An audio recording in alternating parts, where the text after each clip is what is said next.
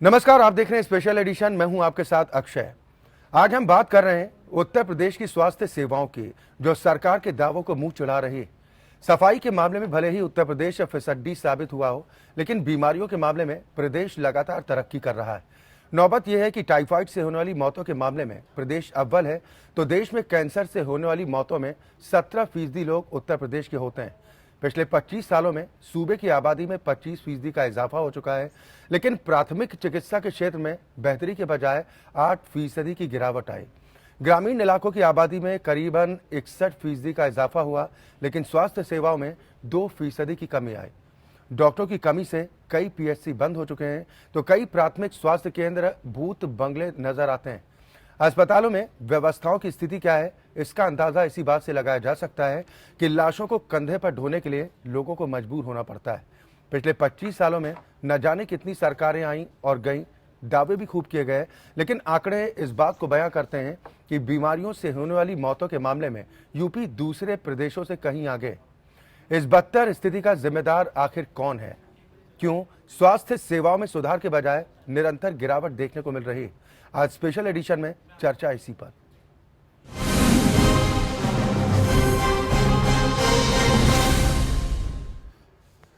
UP के कौशाम्बी जिले में इंसानियत को शर्मसार करने वाला एक मामला सामने आया, जिसमें सरकारी डॉक्टरों की लापरवाही से गर्भवती महिला की जान चली गई और फिर उसकी लाश को घर तक पहुंचाने के लिए सरकारी एम्बुलेंस चालकों ने पीड़ित परिजनों से 800 रुपए की रिश्वत की मांग कर डाली।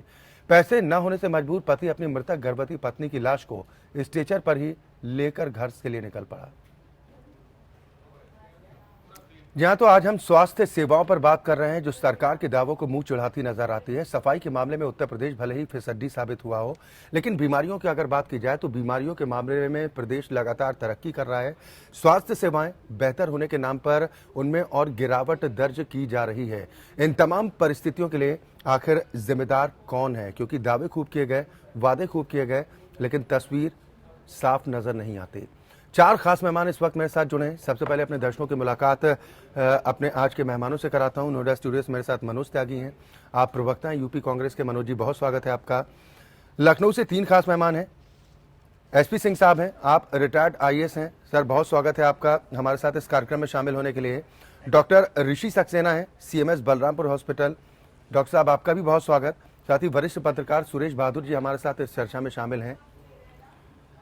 सुरेश बहादुर जी, मुद्दा बेहद गंभीर है, स्वास्थ्य सेवाओं से जुड़ा यह मसला।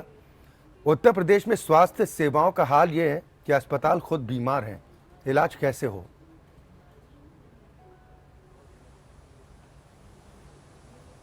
निश्चित रूप से अक्षय, ये चिंता का विषय है और जो इम्प्रूवमेंट की उम्मीद की जा रही थी, स्वाभाविक रूप से स्वास्थ्य सेवाओं में इम्प्रूवमेंट नहीं हो पाया है। देखिए, इसके एक दो नहीं, कई कारण हैं। एक सबसे बड़ा कारण तो यह है कि जैसे हमारे यहाँ स्वास्थ्य सेवा में हमारे सबसे बड़ी कमी डॉक्टर्स की है, और जो स्पेसिफिक चीजें या इंफ्रास्ट्रक्चरल जो सुविधाएं होती जो हमको उपलब्ध करानी चाहिए अपने गांवों को या क्षेत्रों को या विकास खंडों में, वहां वो उपलब्ध नहीं हो पाई हैं। तो कहीं ना कहीं ये चीजें होती हैं। हम डॉक्टर को दोषी जरूर ठहराते हैं, लेकिन सच्चाई ये है कि आज भी अगर गांव में किसी को कुत्ता काट लेता है तो एंटी रेबीज ड्रग्स वहां उपलब्ध नहीं है, अभी तक नहीं, जो कि किसी को भी तुरंत मिलनी चाहिए।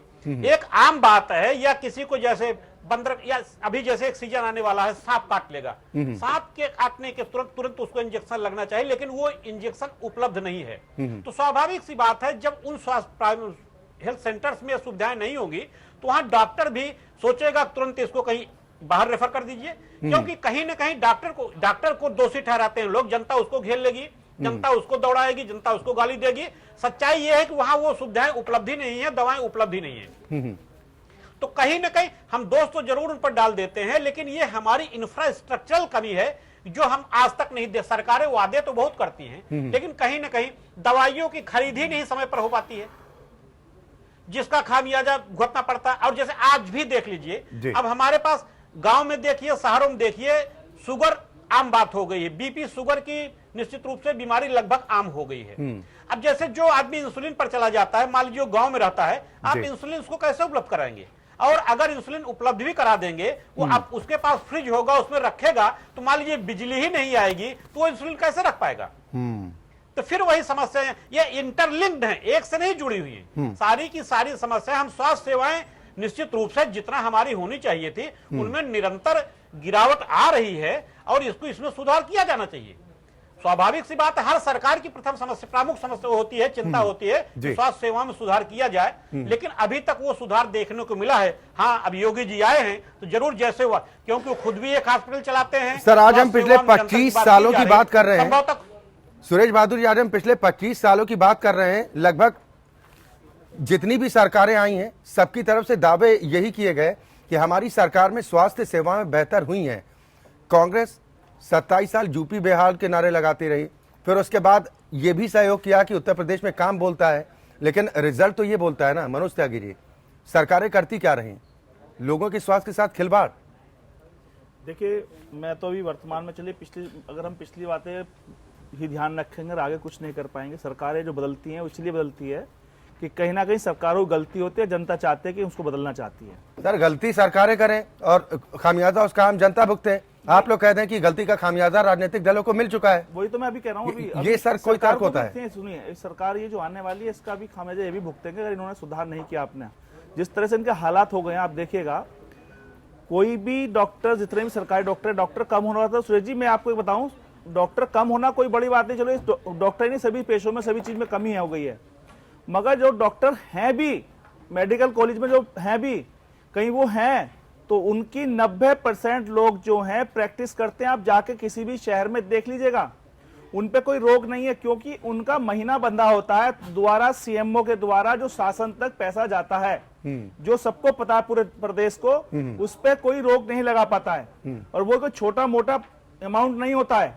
अगर सबसे पहले अगर सरकार वाकई इतनी चिंतित है तो वो उस पर सबसे पहले रोक लगाए, और जो सरकारी जितने भी जो डॉक्टर हैं वो प्राइवेट प्रैक्टिस ना करें, और वो समय पे अगर हॉस्पिटल में बैठने लगे तो आधी समस्या तो वहां खत्म हो जाएगी। नंबर 1। दूसरी बात जो है, देखिए, अब एक चीज वो शुरू हो गई है, हॉस्पिटल जो प्राइवेट हॉस्पिटल भी हैं, अब वो भी जो है क्रिटिकल पेशेंट को हाथ लगाते डर रहे हैं। अभी जैसे मेरे मेरठ का ही मामला था, परसों भी वहां पर एक हॉस्पिटल में एक डेथ हो गई, क्रिटिकल पेशेंट आया, तो वहां पर कुछ भगवाधारी अपने वो गमछा डाल लेते हैं, उसके बाद वहां प्राइवेट हॉस्पिटल के लोगों को, डॉक्टरों को मारना, पीटना, धमकाने का काम शुरू हो जाता है।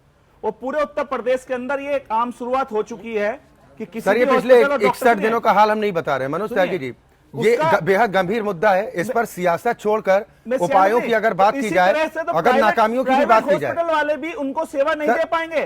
तो सबसे पहले तो सरकार को चाहिए, जो सरकारी जितने भी हॉस्पिटल हैं, जो कॉलेज हैं, वहां पे जो डॉक्टर्स उनके अपॉइंट किए हुए हैं, वो कम से कम प्राइवेट प्रैक्टिस तो ना करें। और जो हॉस्पिटल में जहाँ डॉक्टर बैठे हैं उनको भगवाधारी जो है गुंडाई तो ना करें हॉस्पिटल में, उनके क्लिनिकों में जाकर के। ये दो चीज तो कम से कम सरकार रोक सकती है। पिछली सरकारों से भी इसका हिसाब मांगा जाना चाहिए, और मौजूदा सरकार की जिम्मेदारी भी है कि इस पर जवाब भी दे और इस पर कार्रवाई भी करे। डॉक्टर पीके राय जी इस वक्त हमारे साथ फोन लाइन पर जुड़ गए हैं। आप संरक्षक हैं प्रांतीय चिकित्सा सेवा संघ के। डॉक्टर साहब, बहुत स्वागत है आपका। विषय बेहद गंभीर है, किस नजरिए के साथ देखते हैं? एक तरफ दावे हैं जिनमें यह कहा जाता है कि स्वास्थ्य सेवाएं उत्तर प्रदेश में बेहतर हुई हैं, दूसरी तरफ आंकड़े हैं जो कुछ और बयां करते हैं। मैं आपसे हकीकत जानना चाहूंगा, क्या आप परिस्थितियां देखते हैं? डॉक्टरों की कमी का रोना भी रोया जाता है और यह भी कहा जाता है कि डॉक्टरों की लापरवाहियों की वजह से जाने जा रही। देखिए, ऐसा है कि व्यक्ति और व्यवस्था दो चीजें हैं। किसी भी कार्यक्रम को संचालित करने के लिए एक व्यक्ति है और दूसरी है व्यवस्था। व्यक्ति और व्यवस्था दोनों एक दूसरे को आरोपित करते रहेंगे तो उस स्थिति में किसी तरह की कोई चीज सकारात्मक निकल करके नहीं आएगी। जी, मैं तो प्रांतीय चिकित्सा सेवा में रहा हूं और 40 साल पहले मैं प्रांतिक स्वास्थ्य केंद्र तैनात रहा हूं। जी जी। और मैं ये समझता हूं कि उसमें डॉक्टरों को बहुत कमी थी। डॉक्टर बुला बुला के नौकरी दी जाती थी जी। लेकिन उस समय सरकारी अस्पताल जो थे वही चिकित्सा के एकमात्र केंद्र हुआ करते थे और आकर्षण था, उस पर विश्वास था। उसमें गिरावट आई है, सरकारों ने कोशिश जरूर किया है लेकिन उनमें सुधार जितना होना चाहिए उतना सुधार नहीं हो पाया है। मेरा आपके माध्यम से ये कहना है कि देखिए, सरकारी अस्पताल में वही मरीज जाता है जो मरीज कहीं से प्राइवेट में रिजेक्ट कर दिया जाता है जी। या सरकारी अस्पताल में वो मरीज आता है जो मरीज बहुत ही क्रिटिकल कंडीशन में होता है, बहुत ही गंभीर स्थिति में रहता है। प्राइवेट नर्सिंग होम्स उस मरीज को नहीं दिया करते हैं। जी। पहले सरकारी अस्पतालों में डॉक्टर जाते थे तो अपने को सम्मानित महसूस करते थे। डॉक्टर वहां की सरकार की नौकरी करना जी। वो अपने गर्व का विषय महसूस करते थे। लेकिन धीरे धीरे ये डिटोरिएशन आया है कि प्रांतीय चिकित्सा सेवा में डॉक्टरों के जाने का जो क्रम है वो बहुत धीमा हुआ है। जी। अभी पब्लिक सर्विस कमीशन, डॉक्टरों की कितनी शॉर्टेज है, 1/3 पोस्ट जो है वो वैकेंट है। जी। डॉक्टरों की कितनी शॉर्टेज है, अभी पब्लिक सर्विस कमीशन से इंटरव्यू हुए थे जी। और मोस्ट प्रोबेबली 1600 डॉक्टर्स का सिलेक्शन हुआ था। जी। लेकिन जितना मुझे जानकारी है संभवतः केवल 600 डॉक्टरों ने ज्वाइन किया है। तो सरकारें हमेशा कोशिश करती जरूर हैं, पिछली सरकार ने भी किया है, वर्तमान सरकार में भी माननीय योगी जी आए हैं, मुख्यमंत्री हैं, इनको अपना खुद का अस्पताल चलाने का तजुर्बा है। और मैं बता दूं, गोरखपुर से चूंकि मैं ताल्लुक रखता हूं, तो गोरखपुर में जो योगी जी का अस्पताल है उस अस्पताल ने ये साख बनाई है। वहां पे देहात के मरीज को भी ये विश्वास है कि वहां से हम जाएंगे तो हमारी दवाई गुणवत्ता पूर्वक होगी, हमारी दवाई सस्ती होगी। तो यहाँ क्राइसिस ऑफ क्रेडिबिलिटी है, बेसिक चीज है, क्राइसिस ऑफ क्रेडिबिलिटी है और वो स्थापित करना स्वास्थ्य विभाग के लिए चुनौती है। मेरा मानना यह है कि कम से कम जो है सबसे नंबर 1 पे प्रायोरिटी रखी जाए। जैसे भी आपके टेलीविजन में डिस्प्ले किया जा रहा था कि एक महिला अपना उसको अटेंड नहीं किया गया और इसकी वजह से मर गई।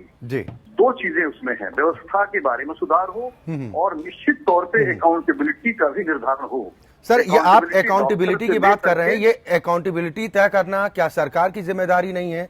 पिछले 25 साल में उत्तर प्रदेश की आबादी में तकरीबन 25% का इजाफा डॉक्टर साहब हुआ है, लेकिन हालत यह है कि प्राथमिक चिकित्सा के क्षेत्र में 8% की गिरावट, ग्रामीण क्षेत्रों में स्वास्थ्य सेवाओं में 2% की कमी, टाइफाइड से होने वाली मौत में प्रदेश अव्वल है, यानी कि यूपी का टाइफाइड से मरने वाला हर दूसरा मरीज है। साथ ही कैंसर से देश में जितनी मौतें होती हैं उनमें 17% का आंकड़ा उत्तर प्रदेश से है।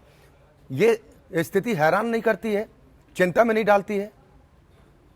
अच्छा जी, ऐसा है, मैं आंकड़ों में नहीं जाना चाहता क्योंकि मैं ऑलरेडी मैंने ग्रास रूट लेवल से लेकर के और मैंने लखनऊ बलरामपुर हॉस्पिटल तक की सेवाओं को देखा है जी। मेरी last posting Lucknow Balrampur hospital की रही है।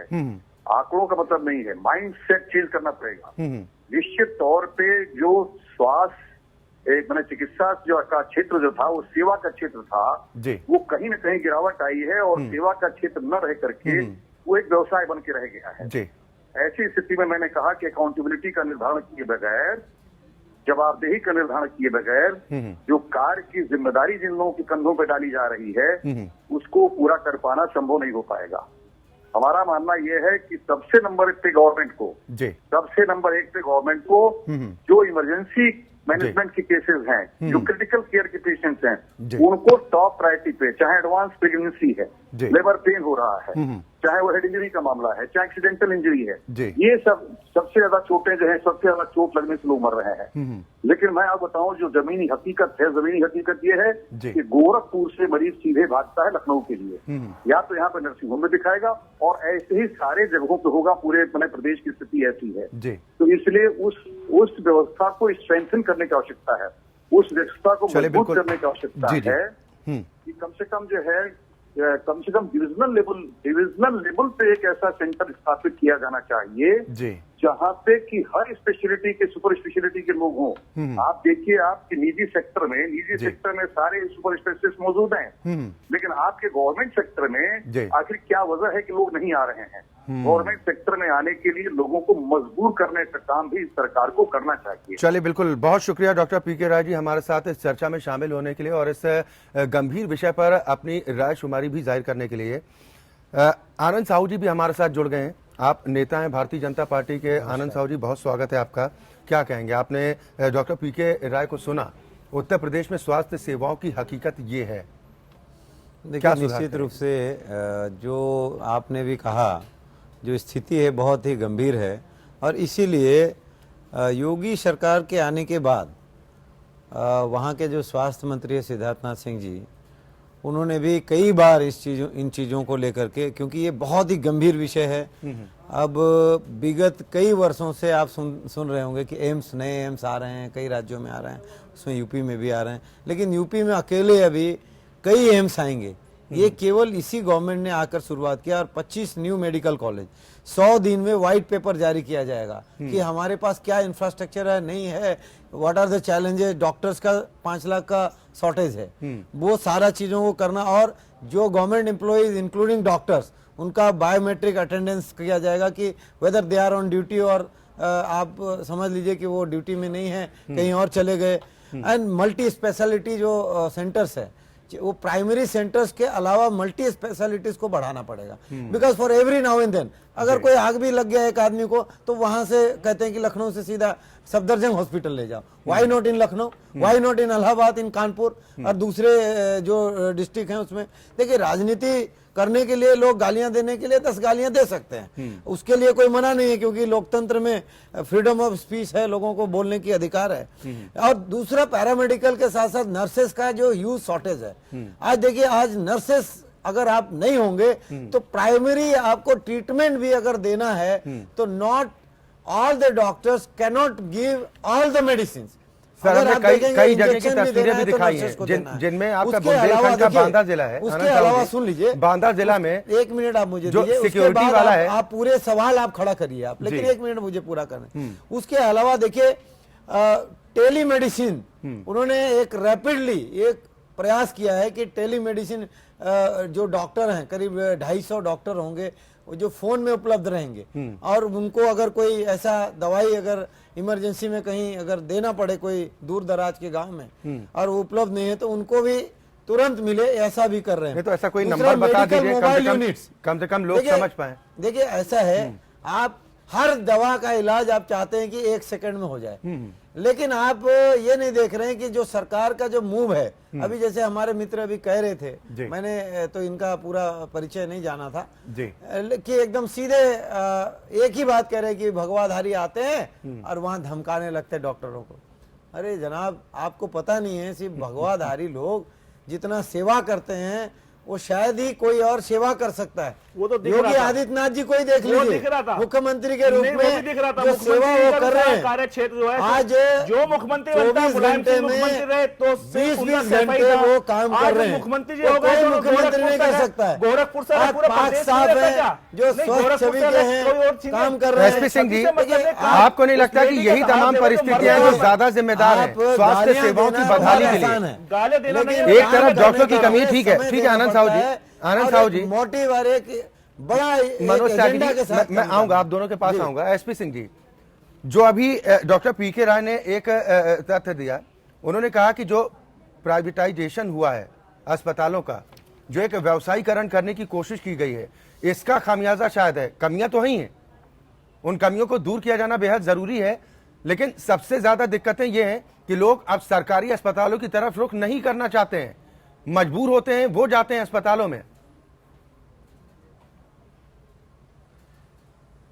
देखिए, सरकारी अस्पतालों की बदहाल स्थिति की वजह से नर्सिंग होम्स की मशरूमिंग ग्रोथ हुई है। ऐसी शिक्षा क्षेत्र में जो सरकारी स्कूल्स हैं उनकी बदहाली की वजह से प्राइवेट एकेडमीज की मशरूमिंग ग्रोथ हुई है। लेकिन मैं इसको बुरा नहीं मानता हूं। मैं कहता हूं सरकारी क्षेत्र के जो भी अस्पताल उपलब्ध हैं उन अस्पतालों में मानता हूं कि 1/3 डॉक्टर्स की एब्सेंट अनुपलब्धता है, भर्ती नहीं हो पा रही, उपलब्ध नहीं है डॉक्टर्स। 7,000 के करीब वैकेंसी, 7,500 वैकेंसीज हैं, डॉक्टर उपलब्ध नहीं है। वो बात मानते हैं, अपनी जगह पे है, क्योंकि उत्तर प्रदेश के सरकारी अस्पतालों में डॉक्टर क्यों नहीं आना चाहता है। 2900 केसेस की वैकेंसी निकाली, यूपीएससी ने भर्ती भी किया 1600, 608 ने ज्वाइन किया। मूल में जाना पड़ेगा कारण में, भाई क्यों नहीं ज्वाइन करना चाहते हैं? क्या आप जो सेवा संबंधी जो स्थिति है, क्वालिटी जी, या उनको जो वेतन आप देते हैं वो इतना पर्याप्त है कि अच्छी क्वालिटी के डॉक्टर्स सरकारी अस्पतालों में आए और आपने जो भर्ती किए वो ज्वाइन कर लें? मूल समस्या को देखना पड़ेगा।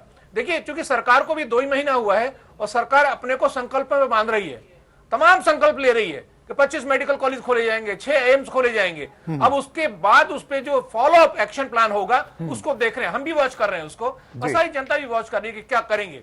अभी चिन्हित नहीं हुए हैं कि मेडिकल कॉलेज कहाँ खुलेंगे। 2 महीने में चिन्हित तो हो सकते थे, 2 महीने में ये भी चिन्हित हो सकते थे 6 एम्स कहाँ खुलेंगे, ये भी चिन्हित हो सकते थे। प्रधानमंत्री जी की जो औषधि योजना है जिसमें जेनरिक मेडिसिन के स्टोर्स खुलने हैं, 2.5 लाख रुपए का अनुदान दिया जाना है, वो भी चिन्हित हो सकते थे। कहाँ खुलेंगे उनके स्थान तय हो सकते थे।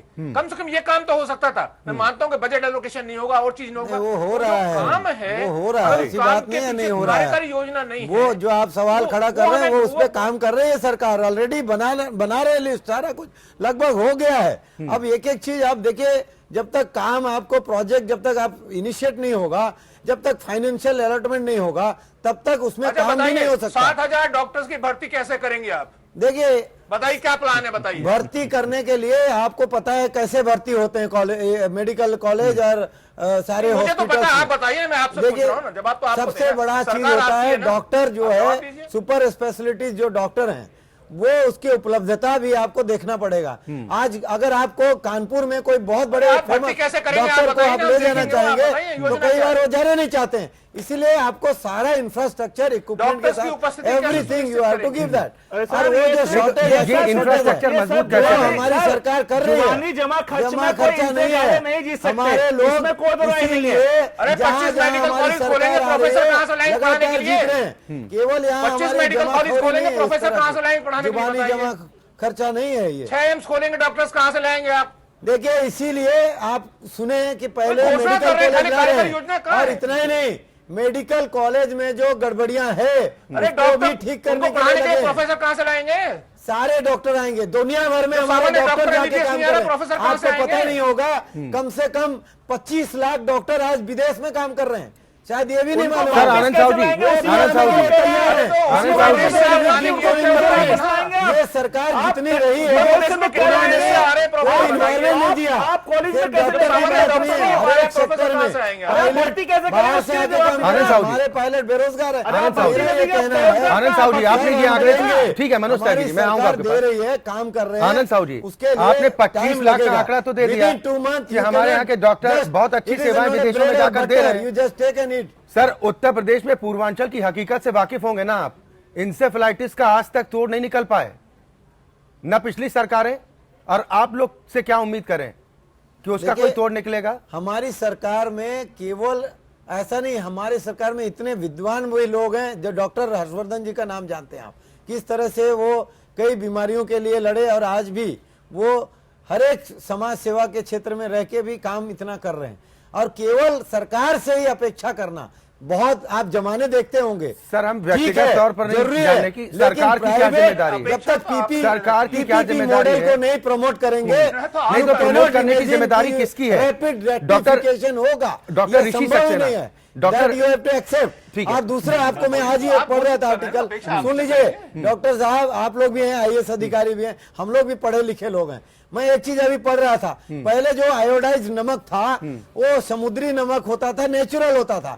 बाद में आज देखिए वो आर्टिफिशियल आयोडाइज नमक आने लगे। लोगों को या तो हाई हो जा रहा है आयोडीन या लो हो जा रहा है, और उससे थायराइड का प्रॉब्लम, बहुत तरह के BP और शुगर और कई तरह के बीमारी हो रहे समस्या हैं। का आज निदान देखिए बताइए। अमेरिका में भी ये हालत थी। आज नेचुरल जो सॉल्ट है, वो जो नेचुरल समुद्री सॉल्ट है, ब्लैक सॉल्ट, ब्राउन सॉल्ट, ये सारे सॉल्ट और अधिक मात्रा में वहां दिख रहे हैं। सर, सॉल्यूशन की बात हो रही है, सॉल्यूशन क्या होना चाहिए? मेरा ये आप कहना है रामदेव कि ठीक है, awareness ठीक है, इस मेडिकल आनंद साहू जी, पड़ेगा, health awareness अवेयरनेस जो की है, जिम्मेदारी भी बहुत सरकारों की ज्यादा होती बढ़ाना है, पड़ेगा। जागरूकता Because मुझे लगता जागरूकता है फैलाने की जिम्मेदारी भी health सरकार की होती है। आनंद साहू जी, ठीक है। डॉक्टर ऋषि सक्सेना जी हमारे साथ हैं। हम लोग तो सर, डॉक्टर ऋषि सक्सेना जी हमारे साथ हैं। डॉक्टर साहब, मैं आपसे जानना चाहूंगा, योगी आदित्यनाथ जी, ठीक है। सिद्धार्थनाथ जी, मैं जानता हूँ आनंद साहू जी, किस तरह से काम कर रहे हैं। आनंद साहू जी, मैं आपके पास आऊंगा। डॉक्टर ऋषि सक्सेना हैं, आप CMS हैं बात तो बलरामपुर। सुन लें। सर, हम बलरामपुर अस्पताल की हकीकत आपसे जानना चाहते हैं ताकि आनंद साहू जी भी समझ पाएं और अपनी सरकार तक वो बात पहुंचा पाएं। वहां पर क्या व्यवस्थाएं हैं और क्या कमियां हैं?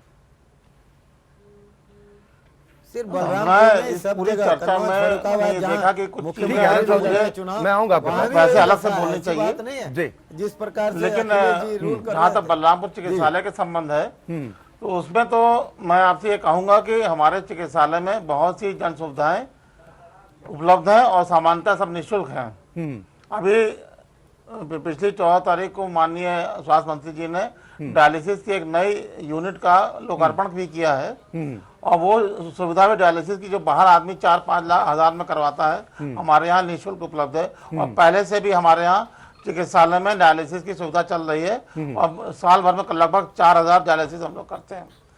लेकिन मेरा एक बहुत विनम्र निवेदन है, इसको सुन लिया जाए जी। डॉक्टरों की कमी या और सुविधाओं का अभाव तो सब लोग कहते हैं, आप लोग भी कह रहे हैं, लेकिन जनसंख्या के अनुपात में ये सुविधाएं बहुत कम है। जनसंख्या के ऊपर कोई भी प्रभावी नियंत्रण आज तक नहीं पैदा हुआ है और ना ही कोई करना चाहता है। मैं तो पिछले अपने 30 साल के इस सेवा में मैंने 22 वर्ष केवल ग्रामीण क्षेत्र में सेवा की है। पहाड़ पे भी मैं ग्रामीण में रहा और मैदान में भी 8 जिलों में ग्रामीण में रहा। डॉक्टर क्यों नहीं जाना चाहते, इस पर कोई सोचता नहीं है। खाली माइक पे बोलने में बड़ा अच्छा लगता है कि डॉक्टर गांव में नहीं जाते हैं। डॉक्टर गांव में क्यों नहीं जाते हैं, ये कोई भी अधिकारी या कोई भी व्यवस्था सोचती नहीं है कि डॉक्टर अगर गांव में जाएगा तो कहाँ रहेगा, कहाँ टट्टी पेशाब करेगा और कहाँ कैसे मरीज देखेगा, क्या सुविधाएं मिलेंगी उसको। ना सुरक्षा है, ना रहने की व्यवस्था है, और उसके अलावा वेतन छोड़ दीजिए, उसके अलावा जो हम लोगों को चिकित्सा के उपकरण या दवाइयां मिलती हैं, मैं तो 22 वर्षों की गांव में रहा हूं, बहुत करीब मैंने झोपड़ी में भी अस्पताल चलाया और ऐसी जगह भी अस्पताल चलाया है जहां की छत। लेकिन डॉक्टर ऋषि सक्सेना जी, ये तो आपने जिक्र किया कि ग्रामीण क्षेत्रों में जाने से डॉक्टर आखिर क्यों कतराते हैं, वजह आपने बता दी। शहरी इलाकों में क्या दिक्कत है? तमाम बड़ी बड़ी कंपनियों से बाकायदा एग्रीमेंट होता है, आप तो बेहतर तरीके से समझते होंगे। सरकार प्रमोट करती है कि जेनरिक दवाओं को बढ़ावा दे ताकि में कोई भी चिकित्सक, हमारे पास भी 26 डॉक्टरों की कमी है और उसके अनुपात में दिन भर में 10-12 हजार मरीज आते हैं, उनको डॉक्टर्स हम लोग देखते हैं। हर डॉक्टर 3-4 बजे तक रुकता है, ड्यूटी 2 बजे तक रहती है। लेकिन इसके बाद भी हमसे दिक्कतें होती है कि बिल्कुल मरा हुआ मरीज लाके लटा देंगे, भी कह देंगे साहब तो लापरवाही कर दी। सुरेश बहादुर जी, डॉक्टर ऋषि भी अपनी जो तमाम दिक्कतें हैं उनसे अवगत करा रहे हैं। इंफ्रास्ट्रक्चर की इस बात में कोई संशय नहीं है कि बहुत कमी है, उसमें व्यापक परिवर्तन की जरूरत है। कोई संसाधन पर्याप्त नहीं हो पाएगा। लेकिन जो तमाम इस तरह की घटनाएं सामने आती, ठीक है डॉक्टर साहब, मैं आपके पास आऊंगा। सुरेश बहादुर जी, अक्सर जो तस्वीरें आती हैं कि कंधों पर लाश ढोने को मजबूर होते हैं परिजन, एम्बुलेंस की सुविधाएं की दावे किए जाते हैं, ये व्यवस्थाएं कहां चली जाती हैं? इटावा में कुछ दिन पहले कुछ इस तरह की तस्वीरें सामने आई थी, हाल में फिर एक तस्वीर सामने आ गई। उड़ीसा का नजारा एक बार हम देख ही चुके हैं। तो इन तस्वीरों से क्या शर्मिंदगी नहीं होनी चाहिए सरकार को, स्वास्थ्य महकमे को? देखिए अक्षय जी, ये सच बात है कि कुछ तस्वीरें आती हैं और उससे संवेदनहीनता भी दिखाई देती है, लेकिन इसके लिए सारे डॉक्टर्स को दोषी नहीं ठहराया जा सकता। हाँ, कहीं कहीं घटनाएं होती हैं, ये सच बात है। लेकिन मैंने जैसे अभी पहले भी आपसे कहा था कि जब आप गांव देहात में जाते हैं, जो एक बेसिक चीज है जो सरकार को मुहैया करानी चाहिए और सरकार की जिम्मेदारी है कि कम से कम एंटी रेबीज ड्रग्स जो है प्रदेश गांव में जो प्राथमिक चिकित्सा केंद्र है वहां होना चाहिए। अगर किसी को कुत्ता काटता है तो उसको तुरंत इंजेक्शन लगाया जाना चाहिए। लेकिन अब जब वो दवा वहां उपलब्ध ही नहीं है तो वहां उपस्थित डॉक्टर बेचारा क्या करेगा? मार खाएगा। निश्चित रूप से डॉक्टर मारा जाएगा। अगर डॉक्टर उसको तुरंत अपनी बला टालने के लिए वो रेफर कर देता है कि आप इसको डिस्ट्रिक्ट हॉस्पिटल ले जाइए, डिस्ट्रिक्ट हॉस्पिटल प्रेशर में कह देता है कि आप इसको लखनऊ ले जाइए। तो पहले मूलभूत समस्याओं की जिम्मेदारी होनी चाहिए। मैंने कहा ना कि छोटी छोटी चीजें, हम डॉक्टर को ही दोषी नहीं।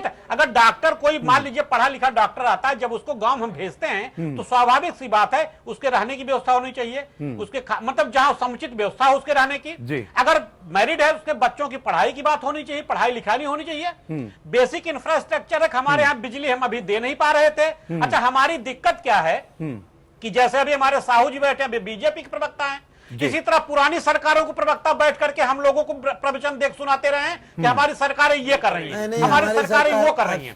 आप जरा संवेदनशीलता लाइए। साहू जी ना, सुनिए 2 मिनट। मैं जानता हूँ, नहीं ठीक है, आनंद साहब सुन तो लीजिए, सुन तो लीजिए। अमेरिका की जिस प्रकार से अमेरिका की इंग्लैंड की पूरे देश की बातें बता दी कि हर सरकार को गाली देना बैठ के, और आप लोगों की मानसिकता इसलिए बन गई है। सर, आप सत्ता में हैं, कई वर्षों से आप सत्ता में हैं, तो आपको लगता है कि सरकारों से सवाल पूछना जायज नहीं है? जब विपक्ष में होते हैं आनंद साहू जी, जब आप विपक्ष में होते हैं, जब आप विपक्ष में होते हैं तब आप सवाल नहीं उठाते। काम कर रहे हैं आनंद साहू जी, आप लोग गालियां देने के लिए गालियां दीजिए। This is not fair. I cannot tolerate this things. एकदम से आप गाली करिए। आपको गाली नहीं दी जा रही, प्रधानमंत्री आपको- नरेंद्र मोदी आपको जी गाली ने, नहीं दी जा रही। नड्डा जी ने सिस्टम मिल को गाली दी जा रही करके है। हमारे गाली सिस्टम स्वास्थ्य को दी जा मंत्री रही जी है, साहू जी। केंद्र ने, आपको पता आप तो होना अभी 2 चाहिए महीने से कि आए हो यार, नेशनल स्वास्थ्य मंत्री डायलिसिस प्रधानमंत्री बात कर रहे प्रोग्राम हो। शुरू किया, आप तो अभी 2 जिसके महीने से आए हो। कारण 270 बात सिस्टम की हो रही सेंटर है। Already under the grant started functioning. आपको मालूम ही नहीं है, केवल गालियां अरे दीजिए। आनंद साहू जी सुनना आनंद साहू जी, मैं सुन रहा हूँ, लेकिन सच गालियां कड़वा नहीं होता सुनने के लिए है बैठा हूं। सर, सच कड़वा होता है आनंद साहू जी। बेवजह की गालियां आप मत दीजिए। आपकी सरकार को उत्तर प्रदेश में अभी 61-62 दिन का समय हुआ है ना। Time will take. आप पूरे सरकार को कटघरे में खड़ा नहीं कर सकते। सुरेश जी आप अभी पत्रकारों को 3 साल केंद्र की सरकार हुई है और अभी 100 दिन भी नहीं हुए हैं उत्तर प्रदेश की सरकार को, तब इनके व्यवहार में भी इतना बदलाव आ गया है कि आपको जिन शब्दों से आपको नवाज रहे हैं कि माफ कीजिएगा, भी आपको गुंडा और कुछ और नहीं बताया गया है। देखिए पत्रकारिता भी सीख लेंगे, हम आपसे सीख लेंगे कैसे सीखना पड़ेगा, सीखना पड़ेगा। हम लोगों ने काम आपसे सीख लेंगे। हम लोगों ने आपसे ज्यादा काम किया, सीखना पड़ेगा। कांग्रेस ने बहुत कुछ दिया देश के लिए, ऐसा नहीं है। बहुत अच्छा। तो कम से कम हम भ्रष्टाचार नहीं अरे सीखना चाहते भ्रष्टाचार आपसे। कितना बड़ा भ्रष्टाचार आपका मामा है, वो नहीं सीखना ठीक है, मनोज त्यागी जी। भ्रष्टाचार है, उसे मनोज त्यागी, बताइए आपने। We are ready to take it. Manoj Tyagi ji, Anand Sahu ji, Italy नहीं सर सुन तो बात लीजिए, कर लीजिएगा सर ना। बात तो सुन लीजिए। मुझे पता है। सुरेश बहादुर जी, अपनी बात पूरी कीजिए आप। नहीं, मैं अक्षय जी, मैं सिस्टम की बात कर रहा था। मैं इनके 2 महीने सरकार की बात नहीं कर रहा हूं। इनको दावा भी नहीं करना चाहिए कि 2 महीने में सब कुछ ठीक कर देंगे। मैं वही कह ये रहा हूँ। सिस्टम आज का नहीं है जी। मैं मेडिकल सिस्टम्स की बात हो रही है। मैंने कहा सारे प्रवक्ता वही कहते हैं जो ये कह रहे हैं, सरकारी प्रवक्ता। लेकिन सच्चाई ये है कि जो मूलभूत समस्या है उसकी तरफ हमारा ध्यान नहीं जाता है। कैसे नहीं नहीं, जाता? उसको कैसे दूर करेंगे सर? यही तो मूल सवाल है स्ट्रक्चर की सर, यही तो मूल सवाल है जो आप कह रहे हैं। हम भी बात कर रहे हैं सरकार कि पिछले 25 सालों में हालात क्यों नहीं सुधरे। आनंद साहू जी, इन चीजों पे काम आनंद साहू जी, हम बात कर रहे हैं कि पिछले 25 सालों में हालात क्यों नहीं सुधरे। हम 2 महीने का सिर्फ जिक्र नहीं कर रहे हैं कि 2 महीने में कितना आपने परिवर्तन कर दिया। बहुत अच्छा लेकिन सवाल है। लेकिन तो जी, सरकारों को क्या यही काम मैं करना कह रहा हूं। चाहिए? यही मैं कह रहा हूं कि इंफ्रास्ट्रक्चर देखिए, में कितनी कमी आप देखते हैं? आज भारत में जितने जब तरह तक तरह की संख्या बीमारियों पे की नियंत्रण संख्या नहीं भी बढ़ी करेंगे, है कोई प्रभावी कार्रवाई और नहीं हो हर पाएगी। एक जगह चैलेंजेस भी बढ़े हैं। जनसंख्या बंद करिए, जनसंख्या कम कराइए। जनसंख्या ये तब बहुत बड़ी कोई भी बात है। एक्ट ये नहीं ठीक है, आएगा मैं देश में। बिल्कुल। सबसे ये बड़ा संसाधन issue यही बिल्कुल है। नाकाफी हैं। वो बता रहे हैं अमेरिका हमारे डॉक्टर हैं। नहीं, हम इंफ्रास्ट्रक्चर की क्या कमियां आप देखते हैं, हम आप ये जानने यकीन की कोशिश करेंगे, कर एक रहे दिन में हैं। हमने कम से कम OPD में पॉइंट आउट तो 400 किया होगा, देखा है। जैसा कितनी एसपी सिंह साहब भी कह रहे होती है। हैं। नहीं, एसपी सिंह साहब ने भी कहा कि ठीक है, इतनी जल्दी तस्वीर बदलने की उम्मीद नहीं की जा सकती, लेकिन पॉइंट आउट तो किया जा सकता है कि कितने डॉक्टरों की कमी है, क्या अस्पतालों में व्यवस्थाएं आप हैं। लोग जनसंख्या के ऊपर कोई सोच नहीं नहीं है। तो डॉक्टरों की भर्ती को लेकर क्या कुछ 5 लाख डॉक्टरों की कमी है सर, ये तो बताया इस कमी को बनेंगे कैसे नहीं पूरा तो कहाँ से करेंगे? लाएंगे डॉक्टर आप? इस कमी को कैसे जब पूरा डॉक्टर करेंगे? बन ही नहीं रहे, समाज में डॉक्टरों के प्रति इतनी नकारात्मकता है, तो पढ़े लिखे डॉक्टर कहाँ से लाएंगे आप? सर, और एक मेडिकल एसपी सिंह साहब ने भी जो कॉलेज सवाल बन उठाया जाते था हैं। कोई सर, फैक्ट्री नहीं सवाल लगती एक और वहाँ भी पे। उठता है, व्यापम जैसे मामले जब सामने आ जाते हैं तब तो मरीज की जान और सांसत में होगी कि पता नहीं कौन व्यापम डॉक्टर में आएगा, घोटाले क्या कौन इलाज करता है? करके जाएगा, टीबी की जगह कैंसर का मैं इलाज और कर बता जाएगा। रहा हूं। वो व्यापक में घोटाले नहीं। जो है वो आज जो चाइना और रशिया से जो पढ़ के आ रहे हैं डॉक्टर, मास्क एक आने वाले को ड्राइंग रूम कॉल नहीं में मिलती, कॉलेज 30% चलता है वाले वहाँ। को वो कॉल कर भी दिया जाता है। उसको जिसने ऐसे जिस डॉक्टरों सरकार का ने इलाज प्रमोट चलेगा। किया, उन चीजों पे मेडिकल भी ध्यान कॉलेज के देना लिए जो है पड़ेगा। आपको वो टीचर real नहीं मिलना basic medical dangerous science for के। the country। और मुझे लगता है इन चीजों पे सरकार गौर अरे कर अपने रही है। प्रदेश में देखो, अभी कंट्री समय छोड़ो आएगा, भाई। थोड़ा देखिए, धीरे धीरे प्रयास हो रहा है। बहुत टेलीमेडिसिन से ये इलाज नहीं होता है। हर नहीं, एक हम विषय पे काम वही हो रहा है। जानना चाह रहे और हैं। भी आपको एक बहुत बड़ी बात बता रहा हूँ डॉक्टर साहब, स्टेम सेल थेरेपी में बहुत आगे काम हो रहा है।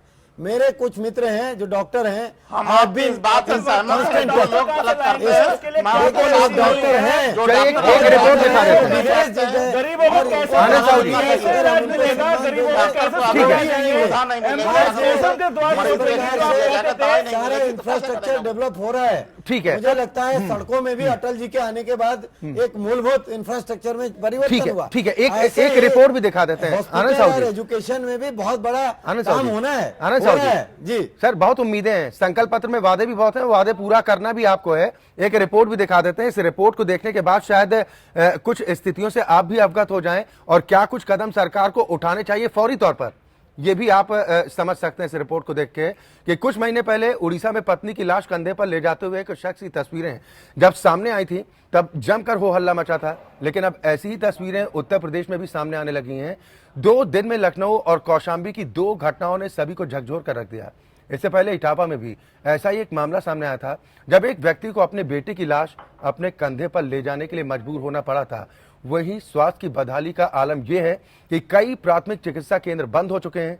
यूपी में चिकित्सा सेवाओं की हालत के आंकड़े चौंकाने वाले हैं, फिर भी योगी सरकार का ध्यान स्वास्थ्य सेवाओं पर अब तक नहीं गया है।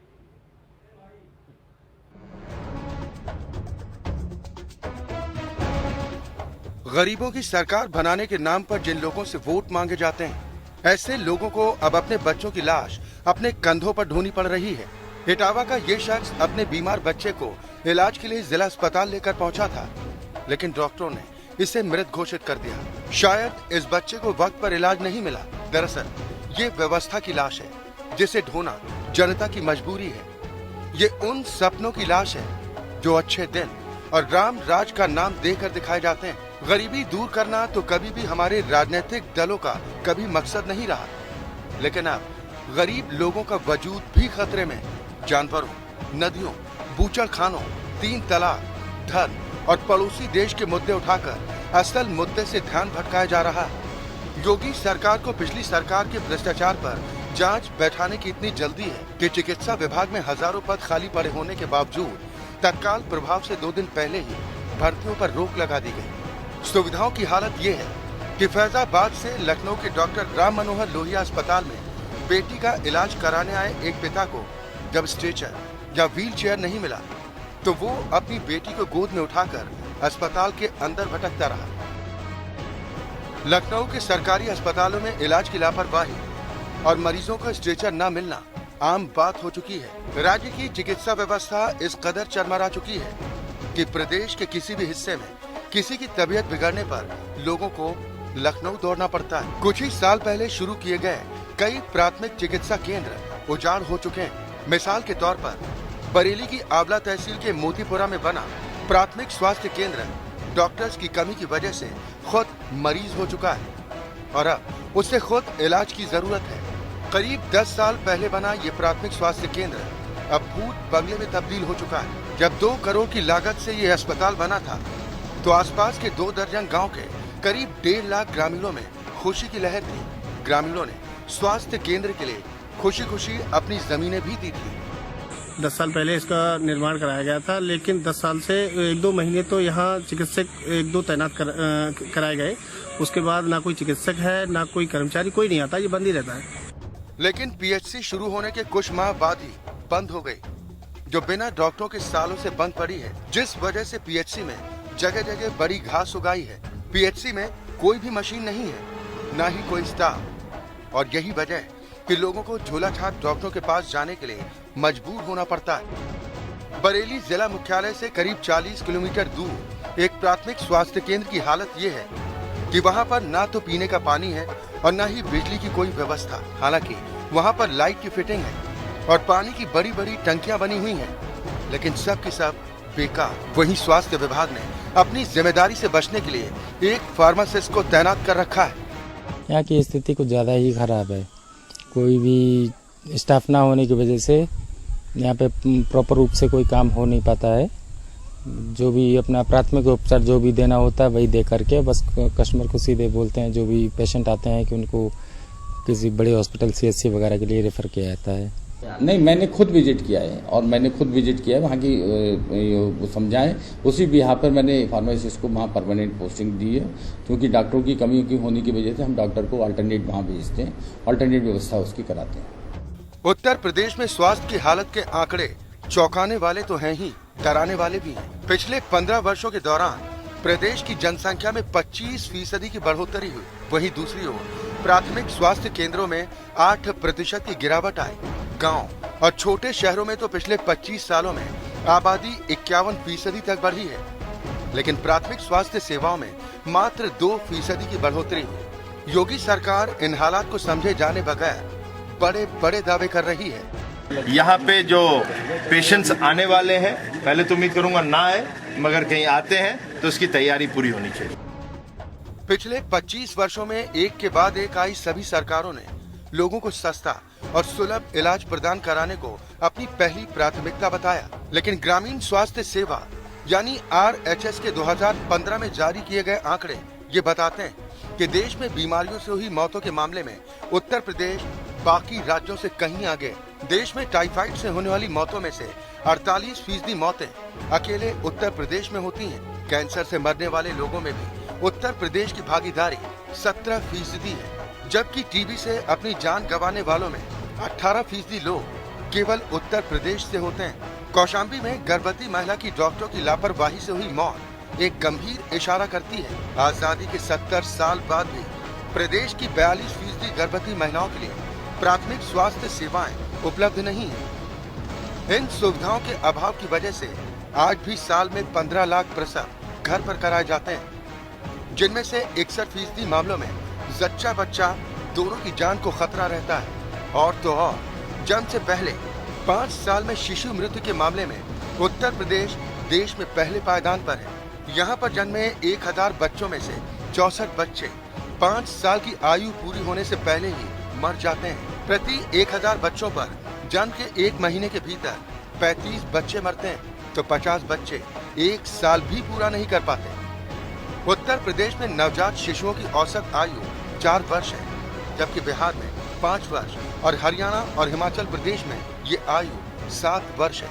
सर्वेक्षणों में उत्तर प्रदेश की गिनती स्वास्थ्य सेवाओं के मामले में सबसे पिछड़े 8 राज्यों में होती है। इसी वजह से राज्य को स्वास्थ्य सेवाओं में सुधार के लिए विशेष पैकेज मिलता रहा है। बाकी बीमारू राज्यों में जहां केंद्र की सहायता से चली योजनाओं में स्थिति में सुधार आया, लेकिन उत्तर प्रदेश की स्थिति बद से बदतर होती चली गई, क्योंकि यूपी की स्वास्थ्य सेवाओं को खुद भ्रष्टाचार की ऐसी लाइलाज टीबी हो चुकी है। योगी जी की सरकार को सांप्रदायिकता और राष्ट्रवाद पर बहस कराने की ज्यादा चिंता है। जहां हिंदू और मुसलमान की अलग अलग पहचान हो, वहां इंसान को सिर्फ भगवान का सहारा है। अंशुमान त्रिपाठी, EPN।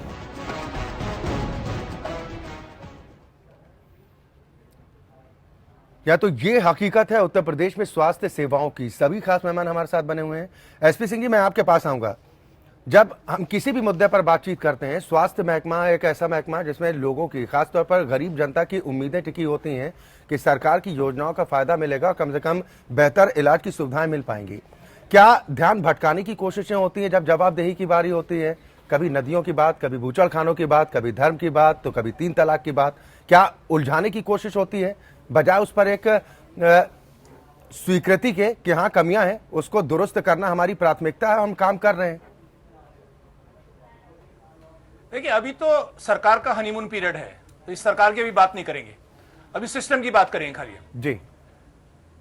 देखिए, अभी मंत्रीगण जा रहे हैं, भ्रमण कर रहे हैं, छापे मार रहे हैं, वो सब कर रहे हैं। मेरा खाली कहने का मतलब ये है, जरूर मारे छापे, जरूर देखें, छापे के बाद फॉलो अप एक्शन क्या हुआ वो महत्वपूर्ण है। नहीं तो क्रेडिबिलिटी खराब होगी सरकार की। अब मैं आपको बता रहा हूं, डॉक्टर साहब ये बैठे हुए हैं, इन्होंने मुझे नहीं बताया, लेकिन मुझे पता है इनके अस्पताल में एक लिफ्ट खराब है। मिनिस्टर 2 बार छापे मार चुके हैं। 16 चिट्ठी इन्होंने लिखी है कि बजट मुझे मिले, लिफ्ट का नहीं मिला बजट।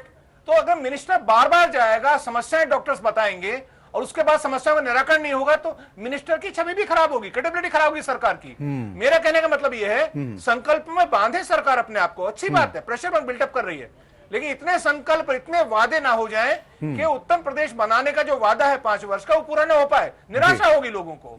इतना मैं आगाह कर रहा हूं। मैं किसी पार्टी का पक्ष नहीं ले रहा हूं, ना विरोध कर रहा हूं उस पार्टी का। जी जी, मुझे ज्यादा स्वास्थ्य सेवाओं की इतनी खस्ता हालत है, उसको आप ये मान के चले कि ये ओवरनाइट ठीक हो जाएगा, ये अपेक्षा तो ठीक नहीं है। लेकिन डॉक्टर कहां से आएंगे, मेडिकल कॉलेज कैसे खोलेंगे, एम्स 6 कहां खुलेंगे, कैसे खुलेंगे, कहां से प्रोफेसर आएंगे, मेडिसिन का 500 करोड़ रुपए की मेडिसिन हर साल खरीदते हैं जी।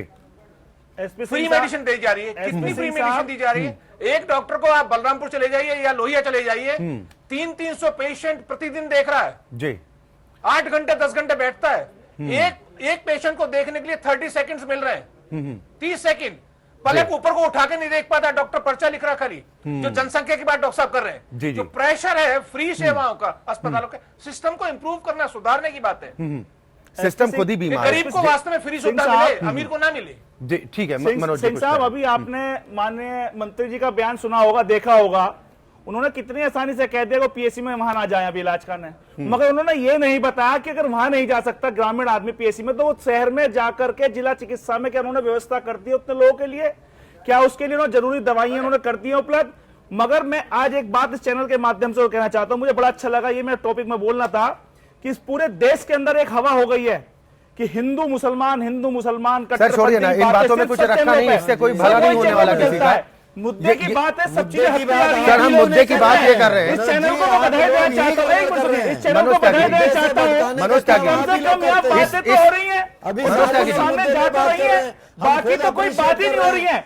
ऐसी बातें होनी चाहिए। मनोज त्यागी, अरे हम तो बता रहे ना आपको, आप क्या बताएंगे? तो बता रहे हैं पूरे आपको, देश को मालूम है पूरे बीजेपी देश को क्या कर मालूम रहा है, है, बातों कुछ काम नहीं हो कर रहा रहे है। हैं। अगर सिंह साहब यही बात आपने चुनाव से पहले पूछ लिया होता कि कितने एम्स खुल रहे हैं, मनोज जी, कितने डॉक्टर्स कितने दिन में आएंगे, मनोज त्यागी जी, मनोज त्यागी जी, ये कहते हैं कि हम 100 दिन में एम्स खड़ा कर देंगे, 100 दिन के अंदर डॉक्टर्स कंप्लीट कर देंगे और 100 दिन में आपके सारे दर्द निपटा देंगे, ये इनका भाषण होता। सर 25 सालों का लेखा जोखा हम दे रहे हैं इस मुद्दे पर। हमारा मकसद बिल्कुल भी ये नहीं कि इस पर सियासत हो, इस पर आगे काम हो, इंफ्रास्ट्रक्चर कैसे मजबूत हो, जो कमियां वो कमियां कैसे दूर हो, हमारा मोटिव सिर्फ इतना है। बिल्कुल। आनंद साहू जी, मैं तो क्या appreciate सरकार करता की हूं। नहीं, सरकार की ये क्या अब टीवी में आप प्रायोरिटी लोगों ने होगी? इस विषय को लिया जो रियली एक बहुत ही चैलेंजिंग सब्जेक्ट है। आज हर घर में आप जाइए, कोई ना कोई बीमार है, सिर्फ यूपी का नहीं, पूरा देश। मैं भी एक गांव से आया हूं, वहां 40 किलोमीटर के रेडियस में कोई अच्छा हॉस्पिटल नहीं है, मैं जिस गांव से आया हूं। तो ये आप कहेंगे कि एक सरकार आई है, वो मुझे लगता है किसी को नहीं, लेकिन पूरे देश को ये बहुत ही गंभीरता से केंद्र सरकार भी, राज्य सरकार भी, और मुझे लगता है पीपीपी मोड में जाना चाहिए, ताकि जो अड़चने हैं उसको और गंभीरता से उसको स्ट्रीमलाइन करना चाहिए। और जो कई बार सुनने को मिलता है, बड़े बड़े माफिया हैं हेल्थ सेक्टर में, जो वो मेडिकल कॉलेज को चलाते हैं, उसको अप्रूवल दिलाते हैं, इस प्रकार की हम लोग सुनते हैं। अब क्या सच क्या झूठ वो आप लोगों को ज्यादा मालूम होगा, लेकिन फिर भी जो ऐसा अगर है उसको भी सुधारना चाहिए। और इतना ही नहीं, आज दुनिया भर में इतना एडवांस हो गया है, सारे टेक्नोलॉजी आज ट्रांसपेरेंटली आप ला सकते हैं, उसको ट्रेनिंग दे सकते हैं। लेकिन मुझे लगता है सबसे बड़ा जो, और एक हमारे मित्र कह रहे थे कि जब तक हम एक कोई इंफ्रास्ट्रक्चर तैयार करते हैं तब तक और 10 गुना हमारा पॉपुलेशन बढ़ जाता है। मुझे लगता है कहीं ना कहीं एक पॉपुलेशन के साथ साथ हमारे जितने भी लोग हैं उनको एजुकेशन के साथ साथ ये हेल्थ अवेयरनेस, फूड, न्यूट्रिशन, ये इस पे भी बहुत ज्यादा ध्यान देना पड़ेगा। और इस पर ध्यान देने की ज्यादा जिम्मेदारी भी सरकार की बनती है, चाहे वो केंद्रीय स्तर पर हो या फिर राज्य स्तर पर हो। सर अब वक्त की कमी है, इतना बिगड़ा है, वक्त की कमी है, ये जो संतुलन बिगड़ा हुआ है, टेंशन इतना, और ये जो इंफ्रास्ट्रक्चर की कमी है, जिन कमियों का जिक्र हम कर रहे हैं, ये कमियां आज की नहीं है, अपेक्षाएं बढ़ गई। सर ये कमियां आज की नहीं है, पिछले 25 साल से उत्तर प्रदेश के लोग इस बदहाली का शिकार है। अरे और ये गंभीरता से ठीक है, इस विषय को उठाया। अच्छा जी, आप दीजिए ना फूड, अच्छा फूड दीजिए। सर 3 साल से पहले, मनोज त्यागी जी ना, इन बातों में कोई तर्क नहीं है। 3 साल पहले स्वास्थ्य सेवाएं बहुत बेहतर थी, इस बात का दावा आप नहीं कर सकते हैं, लेकिन सुधार की गुंजाइश पहले भी थी, आज भी बहुत ज्यादा है, उस पर काम होना चाहिए। बहुत बहुत शुक्रिया आप सभी मेहमानों का हमारे साथ इस कार्यक्रम में शामिल होने के लिए। तो उत्तर प्रदेश की स्वास्थ्य सेवाओं की हकीकत पर हम चर्चा कर रहे थे कि स्वास्थ्य सेवाओं का हाल क्या है, जो सरकार के दावों को मुंह चढ़ाने का काम करता है। सफाई के मामले में उत्तर प्रदेश भले ही फिसड्डी साबित हो रहा है, लेकिन बीमारियों के मामले में प्रदेश लगातार तरक्की कर रहा है। सवाल इस बात को लेकर है कि फंड भी अलॉट किए जाते हैं, बड़ी बड़ी बातें की जाती हैं, बड़े बड़े दावे किए जाते हैं, लेकिन जब तस्वीर की बात आती है तो तस्वीर बदहाल ही नजर आती है। इसमें सुधार होना चाहिए। स्पेशल एडिशन में आज के लिए बस इतना ही। एपीएन न्यूज में खबरों का सिलसिला लगातार जारी।